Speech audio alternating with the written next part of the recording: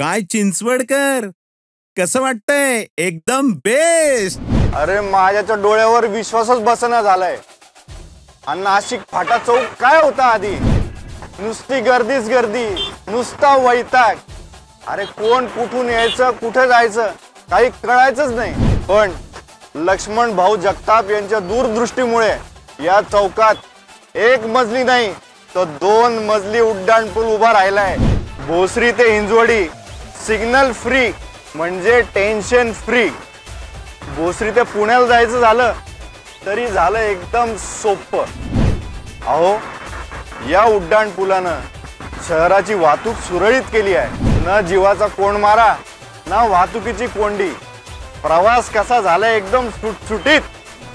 आणि आता लक्ष्मण भाऊंचा हाच दूरदृष्टिकोन समोर ठेवून शंकर भाऊ जगताप काम करतायत.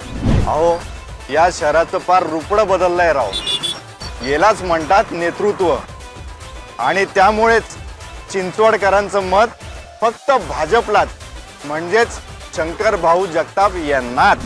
ध्यास विकासाचा, सर्वोत्कृष्ट शहराचा, वाहतूक कोंडीला फाटा, संधीच्या नव्या वाटा. भारतीय जनता पार्टी, शिवसेना, राष्ट्रवादी काँग्रेस पार्टी आणि मित्रपक्ष या महायुतीचे अधिकृत उमेदवार जगताप शंकर पांडुरंग यांना कमळ या चिन्हासमोरील बटन दाबून प्रचंड बहुमतांनी विजयी करा.